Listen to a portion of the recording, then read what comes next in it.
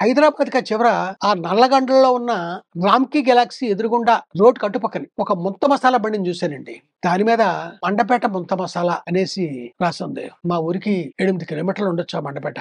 ఆ బోర్డునే చదువుకుంటూ దగ్గరికి వెళ్ళాను. ముంతలాంటి ఒక స్టీల్ గిన్నెలో మరమరాలు, ఉల్లిపాయ ముక్కలు చేసిన బజ్జీలతో పాటు ఇంకా రకరకాల మసాలాలు వేసి నిమ్మరసం పిండి చాలా గమ్మత్తుగా కలుపుతున్న ఆ కుర్రోడు పద్ధతి చూసిందాను. ఇదేదో టేస్ట్ చాలా బాగుండే ఉంది అనుకున్నాను. అలా అనుకుంటా ఉండగా నవ్వుతా నన్ను చూసిన కుర్రాడు వాడు కలిపింది కొంచెం నా చేతిలో వేసాడు. దాని రుచి చూసి నాకు చాలా బాగుంది అనిపించి ఒక ప్లేట్ పార్సిల్ చేయమన్నాను. ఇంటికి వెళ్ళాక ఇంతంతా నోట్లో వేసుకుని రుచి చూసిందాను. క్షణాల్లో మొత్తం అంతా తినేసి మళ్ళీ రేపు వెళదాం అనుకున్నాను. కానీ కుదరలా. 10 రోజుల తర్వాత ఆ బడి దగ్గరికి వెళ్తే కారు లాగున్నాయి. జనం చాలా ఆవుగా తింటున్నారు. ఆ కుర్రోడి పేరు వెంకటేష్. ఈ మిక్సరే కాకుండా మిరపకాయ బజ్జీ, అరటికాయ బజ్జీ, టమోటా బజ్జీ, ఎగ్ బజ్జీ ఇలాగ ఇవన్నీ ఒకదాన్ని మించి ఒకటి రుచిగా ఉన్నాయి. ఇక్కడ నుంచి ప్రతిరోజు సాయంత్రం ఇక్కడికి రావాలనేసి డిసైడ్ అయిపోయాను.